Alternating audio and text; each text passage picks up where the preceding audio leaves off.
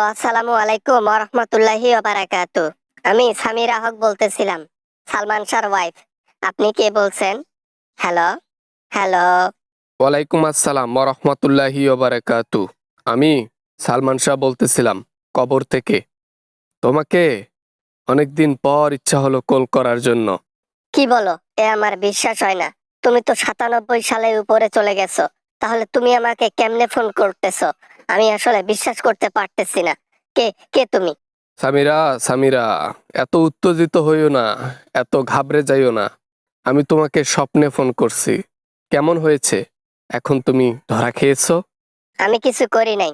আমি কিছু করি নাই। আমাকে এমনি এমনি ধরা হয়েছে। আমাকে ফাঁসিয়ে দেওয়া হয়েছে। আমি আসলে কিচ্ছু করি নাই। বিশ্বাস করো, আমি তোমাকে কিচ্ছু করি নাই। কিছু কিছু পাপ দুনিয়ার বুকেই শোধ হয়ে যায়, আর কিছু পাপ আখেরাতের জন্য থেকে যায়। এ পাপ তোমার প্রাপ্য ছিল। আজকে তুমি প্রাপ্যটাই পেয়েছো। আল্লাহ তাআলা ছাড় দেয়, ছেড়ে দেন না। যে অপরাধ করেছো তার বিচার আজকে 29 বছর পর হচ্ছে। এবার না মানে আমি আমি আমি আমি আমি কিছু করি নাই। আমি কিছু করি নাই। আমি আসলে কি করব?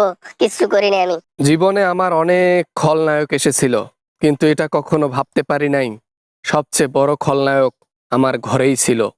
আসলে তাকে আমি চিনতে পারি নাই, বুঝতে পারি নাই। যাক, সত্যটা তাহলে বলেই দেই। এত অভিনয় না করি আর। হ্যাঁ, যেহেতু স্বপ্ন, সেহেতু আর কি সমস্যা নাই। তাতে কি হয়েছে? 12 লাখ টাকা কামাইছি, সাথে আমার প্রেমিকা। হ্যাঁ, বোনাস হিসেবে। সামিরা হক, 12 লাখ টাকা আমার কাছে চাইলেই আমি দিয়ে দিতাম। আর রইলো ছেড়ে যাওয়ার কথা, সেটা যদি একটাবার মুখ ফুটে বলতা যে আমি অমুককে ভালোবাসি, আমি তোমাকে না করতাম না। আমি বলতাম তুমি তার কাছেই চলে যাও। আমি তো সেইভাবে বড় হই নাই। তুমি আমাকে কাছ থেকে দেখছো, তারপরও আমার সাথে এমন করছো। তুমি যদি বিয়ের পর শাবনূরের সাথে রিলেশন রাখতে পারো, তাহলে আমি কেন অন্য পুরুষের সাথে রিলেশন রাখতে পারি না? এজন্য আমি রিলেশন করেছি, রিভেঞ্জ নিয়েছি আমি। তাতে কি লাভ হলো? লাভ হয়েছে? 29-30 বছর পর হলেও তো তোমরা ফেসে গেলা। সে ফাঁদের মধ্যে থেকে তোমরা বাঁচতে পারো নাই কখনো। আরে থাক, লাগবে না কোনো কিছু। এত কিছু তোমার কাছে শুনতে হবে না আমাকে। হ্যাঁ, যা করেছি ভালোই করেছি। এখন রাখো রাখো, ফোন রাখো, টাইম নেই কথা বলার। যে অপরাধ তুমি করেছো তার শাস্তি হিসেবে বাংলার মাটিতে যে শাস্তিটা হবে তোমার, এখান থেকে বলে দিচ্ছি, খালি ডিম আর ডিম চলবে ভিতরে। কেন যে আমি বিদেশ গেলাম না? বিদেশে গেলে আমি অন্তত বেঁচে যাইতে পারতাম। বিদেশ না গিয়ে আটকা পড়ে গেলাম। ডনও আটকা পড়ে গেল। সবাই আমরা আটকা পড়ে গেলাম। সত্য কখনো চাপা থাকে না। আমার মা হয়তোবা মনের মধ্যে বিশ্বাস রেখেছিল যে আমার সন্তান কখনোই এরকম করে ছেড়ে যাইতে পারে না। তাকে ছেড়ে যাওয়া হয়েছে।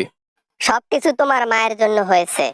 এই রিভেঞ্জ নিতে নিতে তোমার মা কখনোই মামলাটা তুলে নেয়। মামলার উপর মামলা, মামলার উপর মামলা। 30 বছর পর সাকসেস।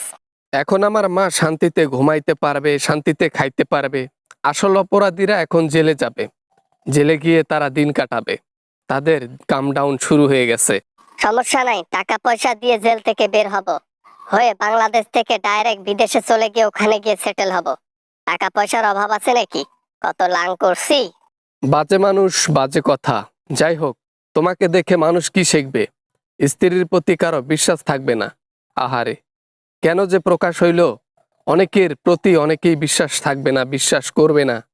ভালোই হয়েছে এক হিসেবে সব স্ত্রীকে বিশ্বাস করতে নাই। খোদা হাফেজ।